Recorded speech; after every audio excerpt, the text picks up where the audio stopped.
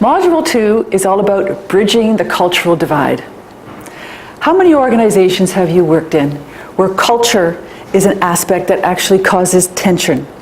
How people work together in different business units can sometimes create tension between because people use a different language or they have different business processes or different principles. One good example is the IT groups with their business functions. For 15 years, I worked in the IT industry. I was a pre-sales consultant for Oracle Corporation and digital equipment. As a pre-sales consultant, my role was to work with the business functions and helping them understand what their business requirements were.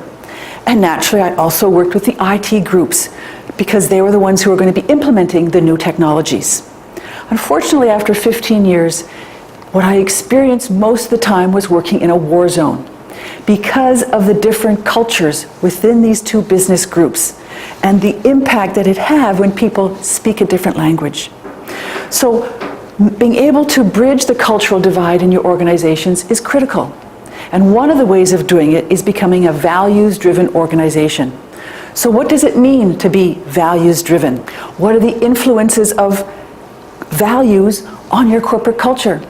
What is the importance of values when it comes to how it creates your culture, the level of employee engagement, customer satisfaction, and finally, shareholder value?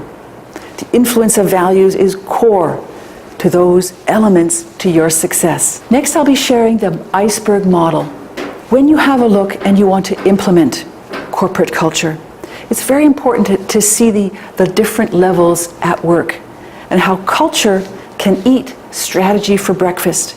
Unless your culture is aligned with your new strategic initiatives, they will have a huge impact on the success of those initiatives.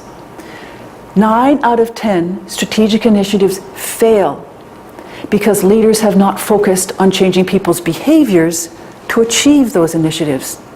Well, behaviors and changing values that determine your behaviors is what corporate culture is all about. And finally, looking at the different cultural dimensions within an organization. What kind of culture do you have?